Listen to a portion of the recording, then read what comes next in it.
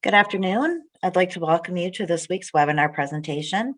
My name is Kathy Purdy, and I'm a marketing manager at Bond. Just two quick housekeeping items to go over before we get started. Please enter your questions using the Q&A box located at the bottom of your screen, and we will do our best to address those as time allows. Once today's presentation is ended, we would appreciate it if you would take a moment to complete the survey. We share your responses and suggestions for future topics with our presenters.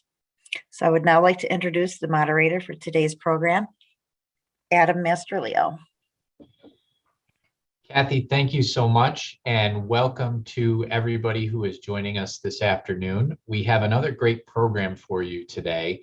We're going to be hitting on the issues that we are receiving the most questions about, namely the new OSHA standard that just came out in the last week and a half, the HERO Act, the chapter amendments to that act, and then also what's left in the aftermath of the governor's big announcement last week that 70% of New Yorkers have been vaccinated. So today we're going to start off with OSHA and some questions that remain, questions we're still getting from clients, and a little overview of the OSHA guidance that came out a couple of weeks ago. So to do that is Mike Billick. Mike is a partner in our Saratoga office and an expert in all things OSHA. So Mike, please take it away.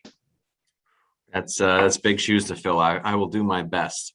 All right, so last week you got an overview about OSHA's announcement of the rule that was to be published in the Federal Register, OSHA's emergency temporary standard regarding COVID.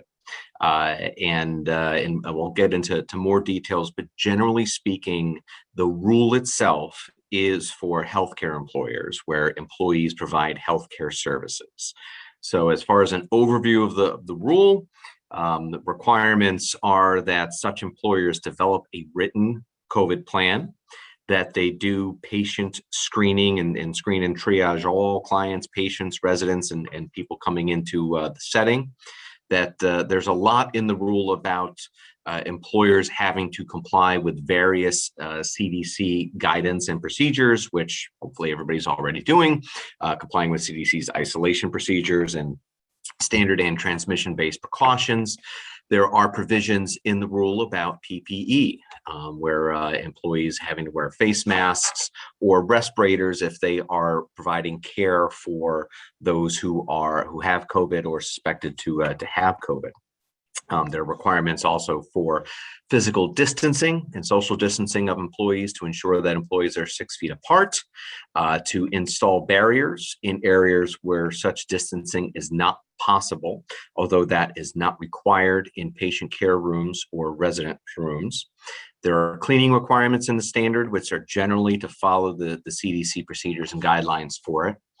There is a ventilation provision in the standard, such that any area where that's controlled by an employer, where healthcare is provided by the employer and the employer's employees, that has to have a MERV efficiency rating of 13. If that's not possible based on the ventilation system, the HVAC system, then it should be the highest possible efficiency, which would be less than 13. But if the 13 is not compatible with your HVAC system, then there is the screening provision. In terms of requiring employees to undergo screening every day for symptoms and whether they are positive or not. And here's where we get into a lot of the questions that we've had, and in terms of the differences that we've seen from previous COVID guidance and other types of paid leaves. So if an employee is COVID positive, right? That's an easy one. They have a confirmed positive test, or they've been diagnosed with COVID, or that they've been told by a healthcare provider that they're suspected to have COVID. Again, not too big a change, or if they have a recent loss of taste and or smell with no other explanation, and that's it. So they don't have to have a fever along with that, or have a doctor have any documentation from a doctor. An employee can just say, well, I can't taste anything and I don't know why. I mean, they could have burned their tongue with hot sauce, but that's under the language of the regulation, that would suffice for a reason to remove the employee from the workplace. Or they've experienced both fever and a new unexplained cough with shortness of breath, then you have to take that employee out of work until they are cleared. They have a negative COVID test and are able to go back to work. And then there's also medical removal provisions for anybody that's been in close contact with somebody that has a positive COVID test. And one of the other surprising things in the standard is that the medical removal provisions in OSHA come along with a paid requirement to pay employees, which is not something that OSHA has traditionally done in the past. It's only done it one other time with one other rule. So for employers with less than 500 employees, you have to pay the employee for 2 weeks, and then after 2 weeks, can pay them at 2/3 pay. And that's up to a limit of $1,400.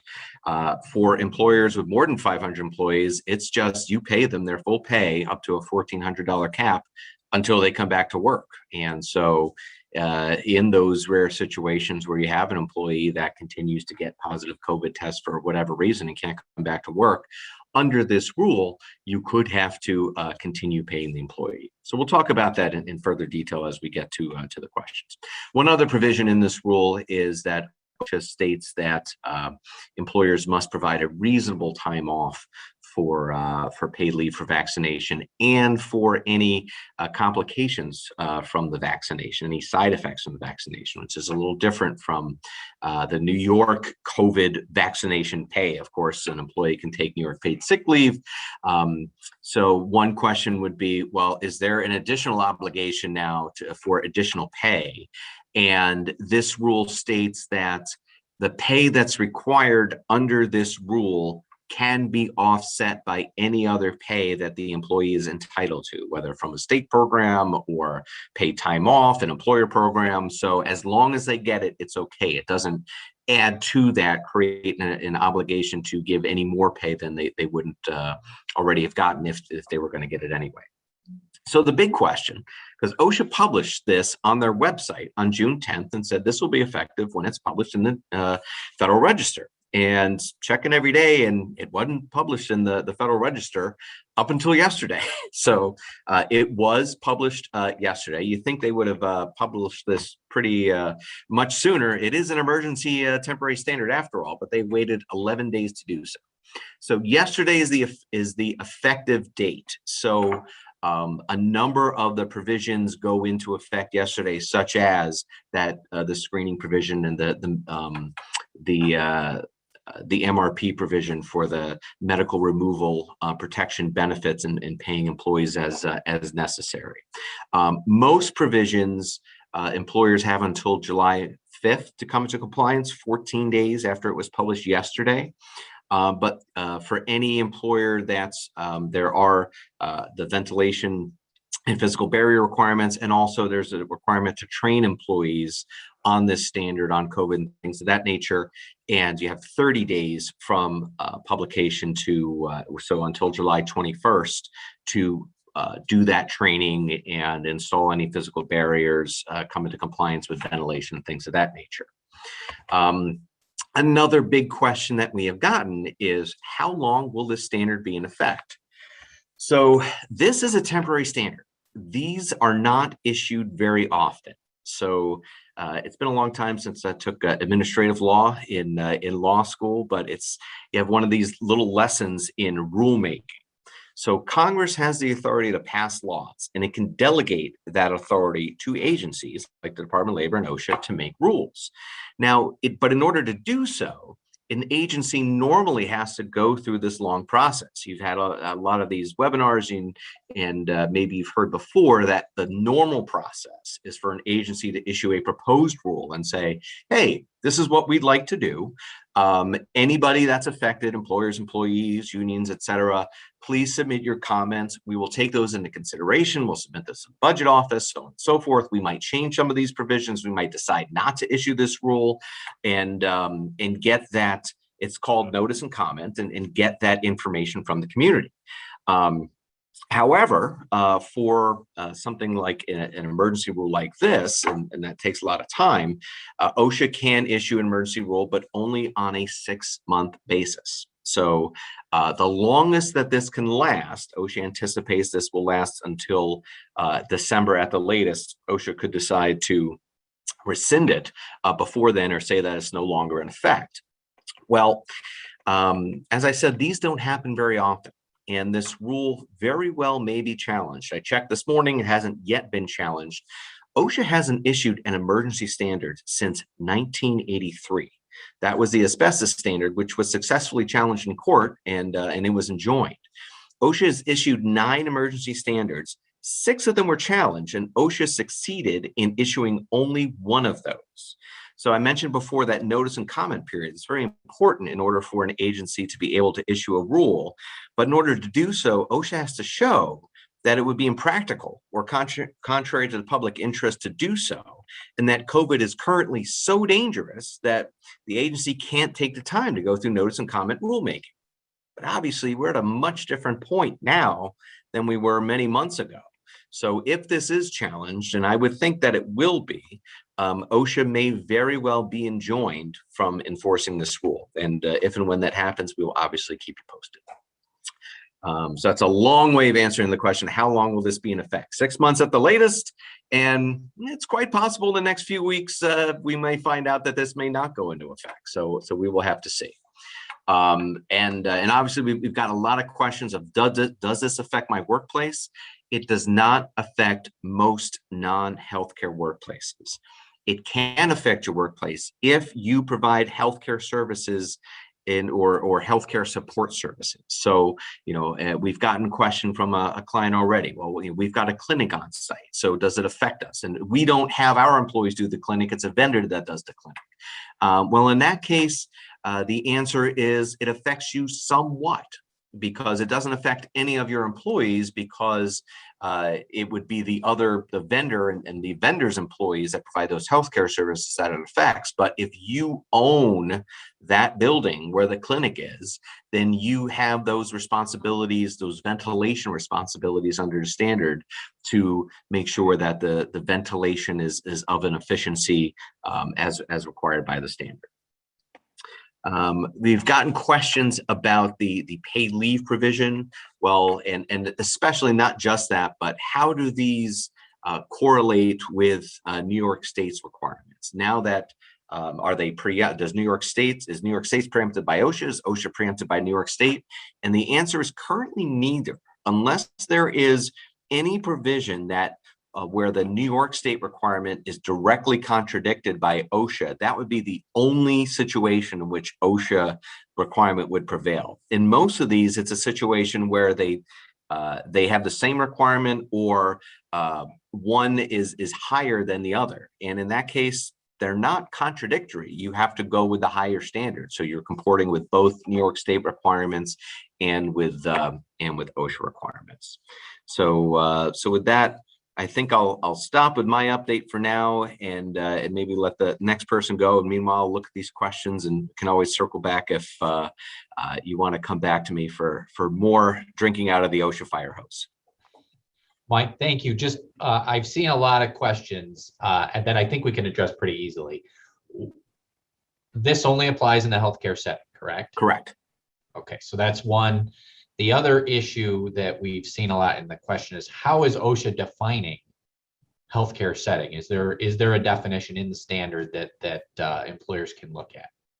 There is, and actually, I'm not sure if I can share my screen, but OSHA on their website has a flow chart. Let's see if I can share my screen. Looks like I cannot. Okay.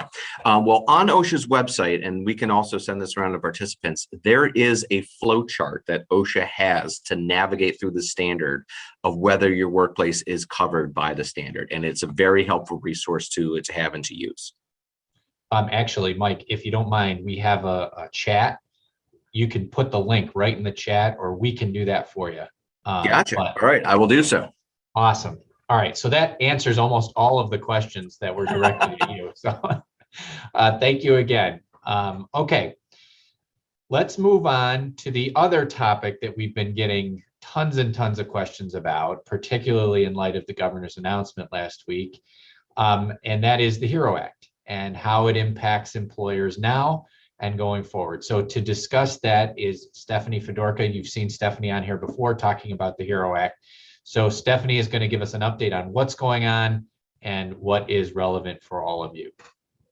Thanks, Adam. Thanks for having me on again. And thanks all of you for joining us. We're going to go through a recap of the most substantial provisions of the HERO Act. A quick update, it is official. I think the last time we provided you with an update, the law had been passed. It had been signed by Governor Cuomo, but it had been approved with, a little asterisk saying that there would be some technical changes made. Well, those technical changes in the form of proposed chapter amendments did pass on June 7th in the legislature. They were delivered to Governor Cuomo and signed into law on the 10th or 11th, I apologize. So they are official. We have new deadlines. And so we'll go through some of those and we'll kind of recap and revisit exactly what those biggest provisions are and what your obligations are as employers. Next slide, please. Thank you. So again, very quick overview. The New York HERO Act, which is the Health and Essential Rights Act, really breaks down into these two new sections of the New York labor law. There's New York Labor Law Section 218B, which is the provision that establishes enforceable safety standards for workplaces to prevent the spread of COVID-19, among other future airborne infectious diseases and pandemic. I'll refer to it as the Airborne Prevention Exposure, Airborne Disease, Infectious Disease Prevention Exposure Plans or standards. It also created New York Labor Law Section 27D, which allows the establishment of the Joint Labor Management Workplace Safety Committees.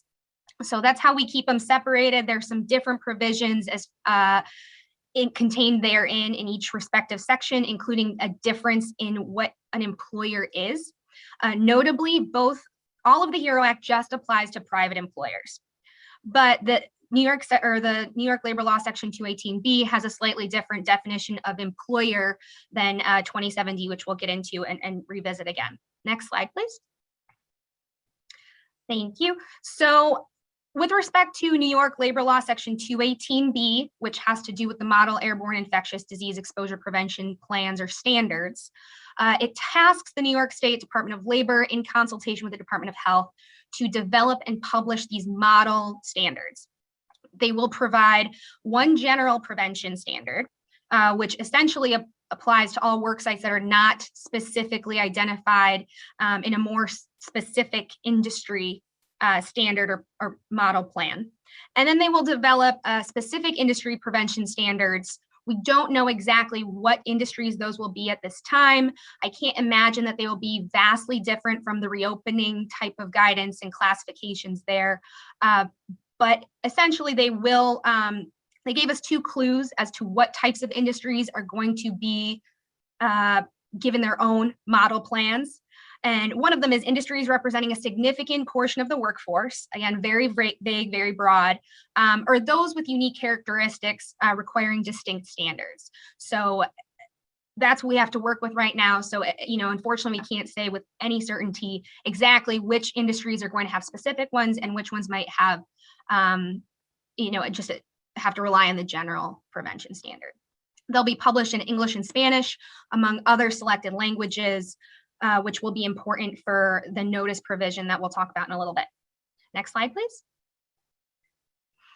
So the general requirements, this is, I think, more important to focus on as far as what's going to be contained and what the New York State Department of Labor model standard needs to focus on and take into account.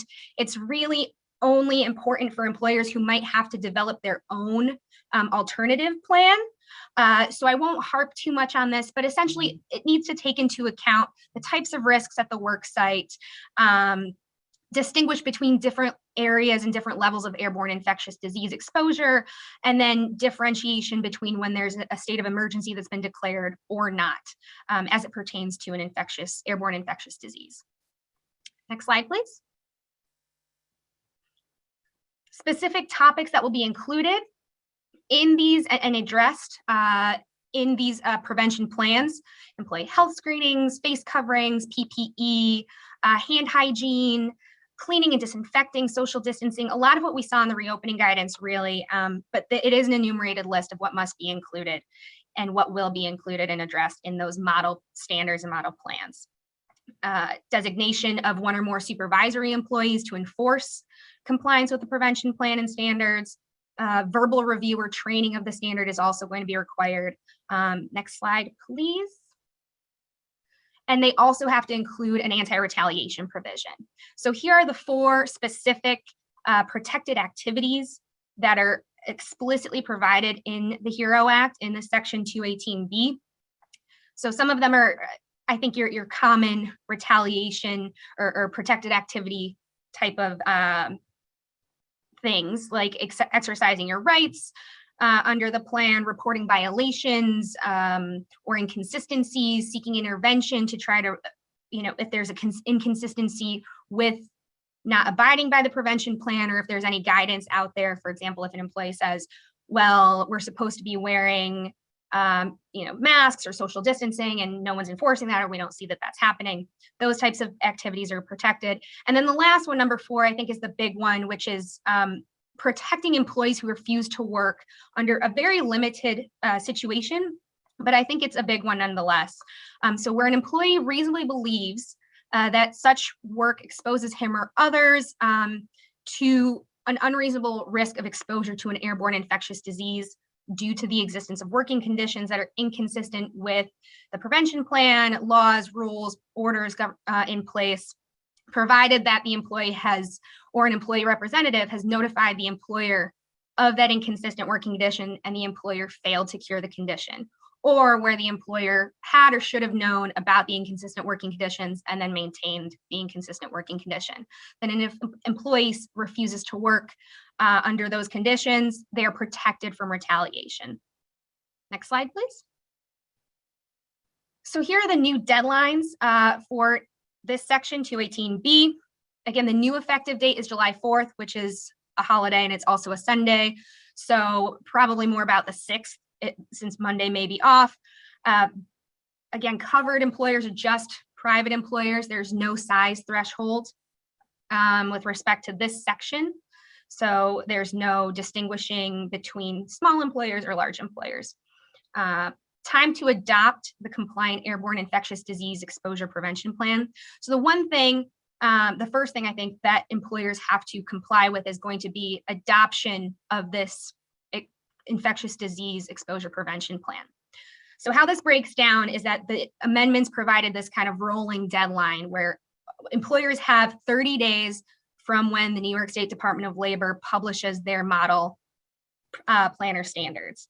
So if we're hoping that New York State Department of Labor has something published by July 5th, 6th-ish, and has those model plans posted and published, then employers will have 30 days. But if they do it sooner than that, which I don't believe will be very likely, but ultimately your deadline just depends on the New York State Department of Labor publishing those model plans. So once those model plans are published, employers have 2 options: either adopt an appropriate model for your industry, if there's one that's industry specific, or the general model, or develop and adopt an alternative plan that meets or exceeds the minimum standards. So either way, you have to sit tight a little bit until those model prevention plans come out in order to actually understand what those minimum standards are to even develop your own plan. I put a little asterisk on the second one as well, because if an employer is going to develop their own alternative plan, there are other requirements that must be met under the Act. For example, if you have a collective bargaining relationship, then you have to develop the plan pursuant to that, CBA, or where you don't have a collective bargaining relationship or a unionized setting, you still have to develop the plan with quote unquote meaningful participation from employees. Unfortunately, we don't have more elaboration on what that meaningful participation is at this point, but it is a consideration for employers to be thinking about if they're going to develop their own alternative plan. Next slide, please. The second, I think, to-do item or obligation under New York labor law section 218B is that employers are going to have to provide written notice of the plan to employees. And the language in the act is confusing in and of itself, so I tried to break it down with these 4 different timelines of when or dates that you have to provide the written notice to your employees. The first is if you're a business that's open on the effective date, you have to provide the written notice of the plan within 60 days after the New York State Department of Labor publishes their model standard. So that New York State Department of Labor publishes the model standard. That's your time clock. Time starts running. You have 30 days, right, to implement one or adopt a plan, and then you have 30 days after that to provide the written notice to your employees of the plan.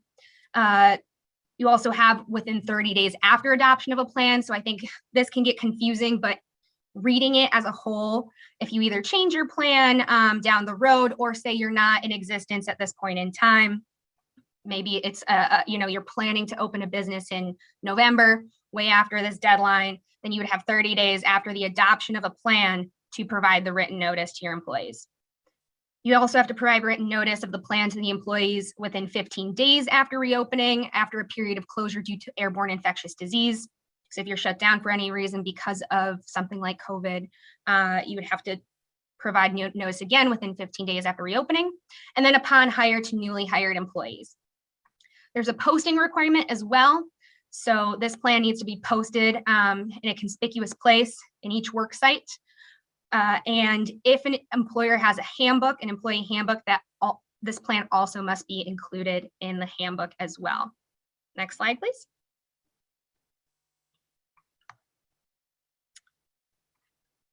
So as far as enforcement, New York State Department of Labor and the Attorney General have the power to enforce this. They can assess civil penalties, which I've provided on this slide as well, and order injunctive relief. So either require an employer to do something or, a violating party to do something, or to order them not to do something and refrain from doing something. First-time offenses for a failure to adopt an airborne infectious disease exposure prevention plan comes with a hefty price tag of at least $50 a day. And then a failure to abide by an adopted prevention plan, the civil penalties can range from $1,000 to $10,000. And that's for the first time offenses. As you see, the subsequent offenses carry higher penalties. Again, they're limited to a preceding 6-year window in time. Next slide, please. On to New York Labor Law Section 27D regarding the workplace safety committees. So this applies to private employers with at least 10 employees. So very small businesses, very small employers, this is not does not pertain to you. The obligation, the language specifically says that employers are required to permit employees to establish and administer joint labor management workplace safety committees. So based on the reading of the language, an employer is not required to take affirmative action to create these workplace safety committees, at least not at this time and based on the reading in the statute. And I checked, actually, New York State recently put up a website. It only has 5 bullet points, but they have allocated a space for the HERO Act. So I assume we will see some guidance and some additional information. And there as well, it just provides that employers or that the New York HERO Act just allows employees to establish and administer joint labor management workplace safety committees. The effective date for this provision is November 1st. So we have some time on this part. Next slide, please.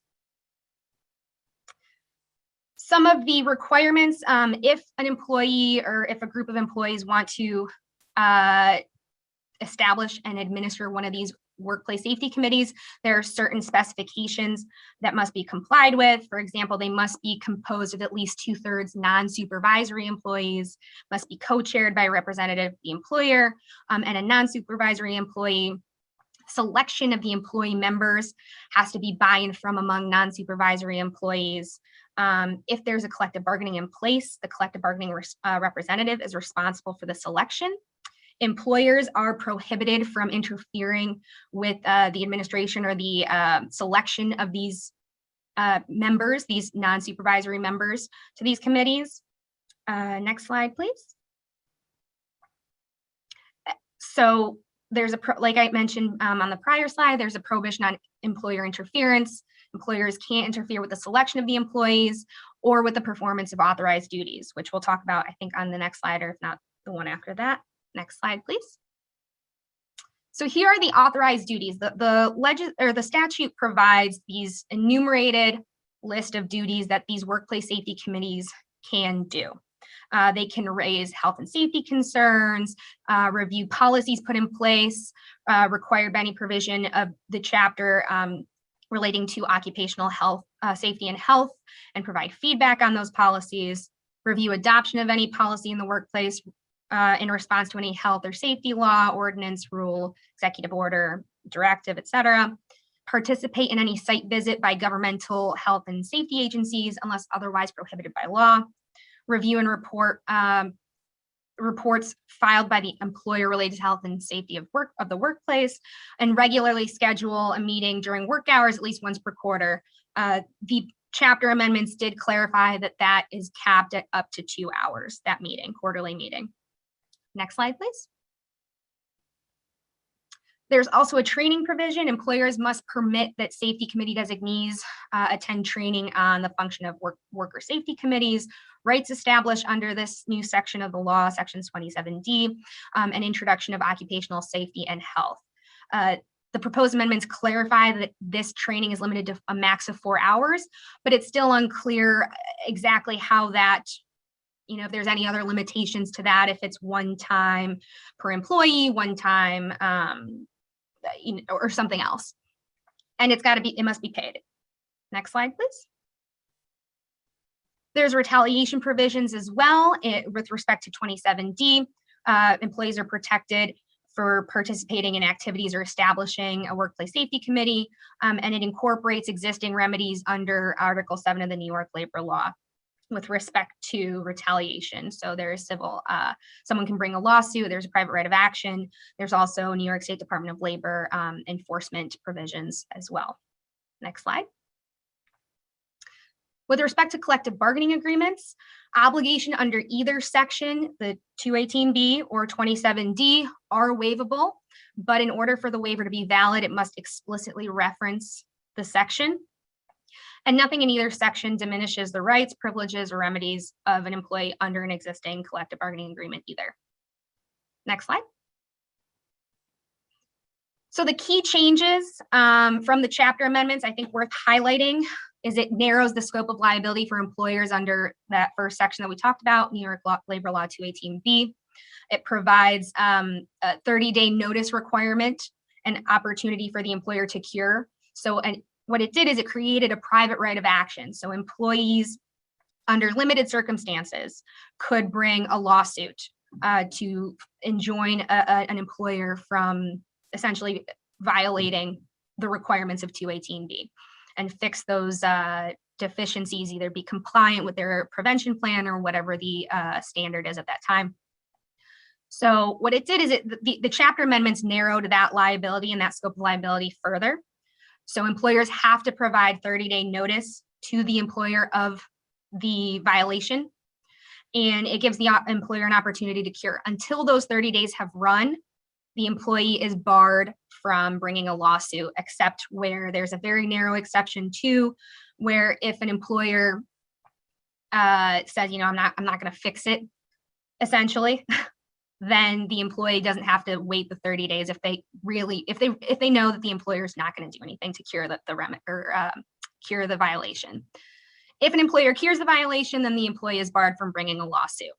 It also removed a $20,000 liquidated damages provision, so employees are no longer able to, if they bring along a lawsuit, that liquidated damages provision has been taken out, and there's a very short statute of limitations of 6 months.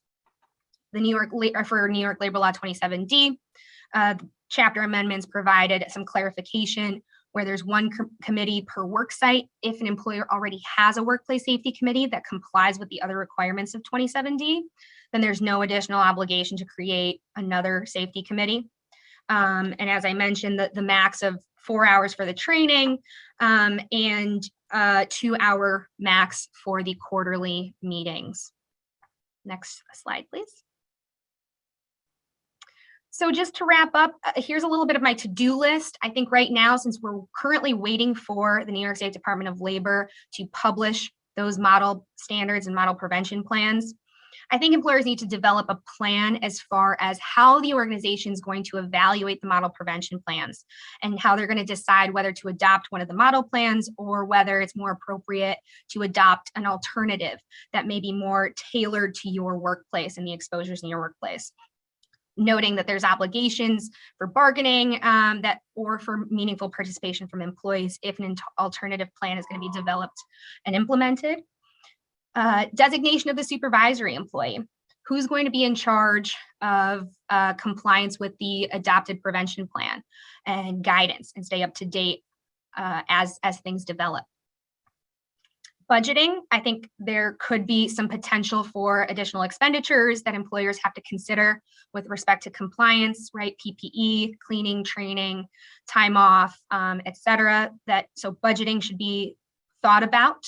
And then training. There may be some appropriate training opportunities, particularly for supervisors and management with respect to New York Labor Law 218B, right? If there's someone who's going to be that supervisory employee who's in charge of essentially administering and making sure that employers compliant with the prevention plan. And then also with respect to 27D, making sure that supervisors and management have some training or understand, the do's and don'ts of engaging with this workplace safety committee to avoid any issues with either the National Labor Relations Act or anything like that. So believe that's my wrap up, and well, more to come, and we'll see what these plans look like. Stephanie, thank you so much. We've gotten a ton of very good questions in the chat. We don't have time to get to them today, but I would say that if you have specific questions about the HERO Act, make sure you call one of us, one of your bond attorneys who you regularly work with, and we'd be happy to talk to you more about it. So we will now turn to Katie and her weekly update. And she and I are actually going to have a little interactive discussion here through part of this. So Katie, go ahead. All right. Thank you. Thank you. Thank you. Welcome everyone again. Let's start where we always start. What's happening in New York State? Love to see that line be lower than it was last summer. I love to see it at the lowest point that it has been. So great news. COVID cases are still declining in New York. Looking at vaccination progress really briefly, 52% of all New Yorkers are fully vaccinated. 59% have one dose. 88 for people who are 18 and older, we're at 63% are fully vaccinated and 71% have received one dose. All right, let's get to what everybody wants to get to today, though, and that is what's going on with COVID restrictions. I took this screenshot from the New York Forward website and added a circle to it because that word right there is key. Most COVID-19 restrictions are lifted as 70% of New Yorkers 18 and older have received the first dose of the vaccine. Most. Remember, last week when we were discussing about, what's happening with this, we said, wait, let's wait and see if there's further guidance or an executive order. An executive order came out last week, but it was not the executive order that we thought it was going to be.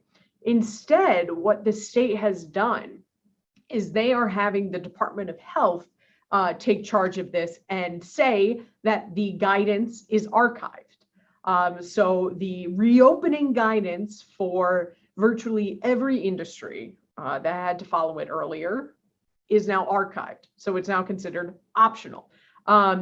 That is how they're doing that. And I think, just my personal opinion, I think that the reason that they're doing it this way is that just in case they have to make it mandatory again, if, say, for example, we have a strain that causes the vaccines to be ineffective, rather than have to issue an executive order, because remember, the governor can no longer issue directives with executive orders. He can only modify existing directives. Instead, the Department of Health can just say, okay, these are now required again. Do I think that's going to happen? I don't know. The chances of it happening are pretty remote, but I wanted to give you at least that legal riverway into why it happened the way that it did. So The archive guidance, again, I encourage you all to go to forward.ny.gov. You scroll down the page, you get to this. You can click on what active guidance is out there and what is considered archived guidance. So then what restrictions have been lifted?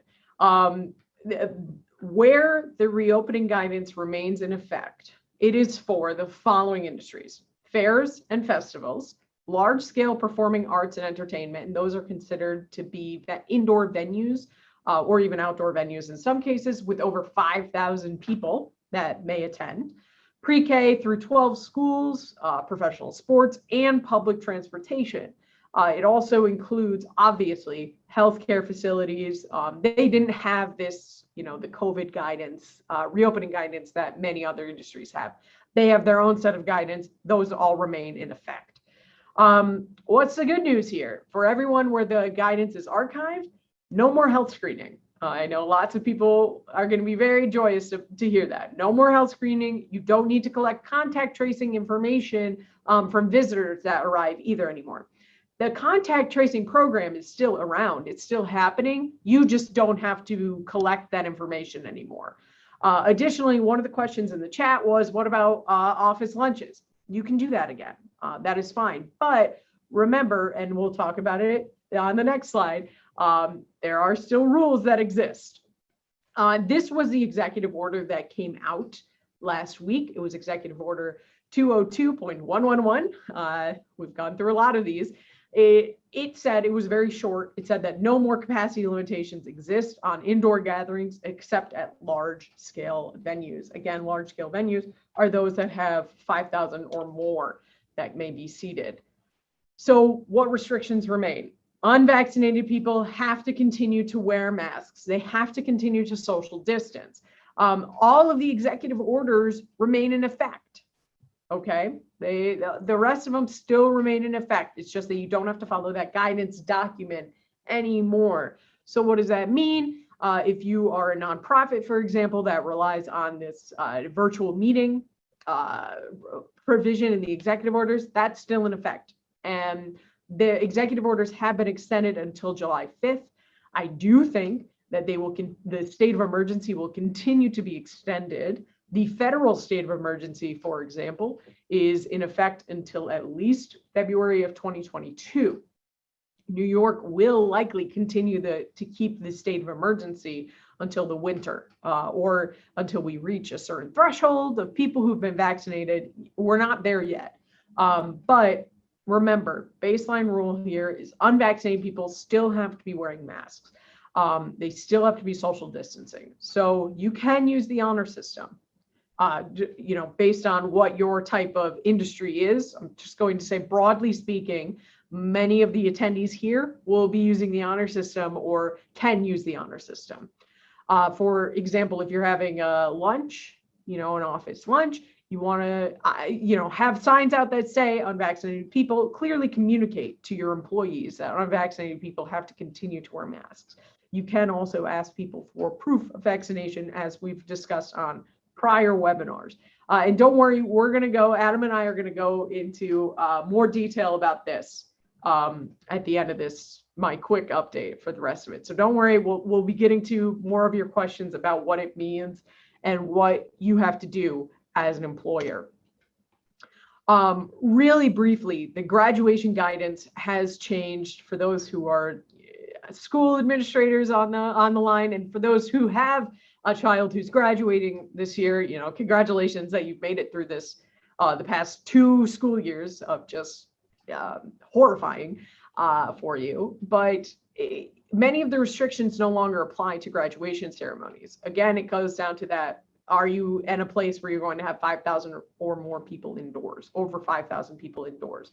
Then you will need to worry about it. Otherwise, the baseline rule is still unvaccinated people must wear masks, but you don't have to be checking for vaccination status at the door unless you want to, or unless you're going to have that indoor ceremony of more than 5,000 people.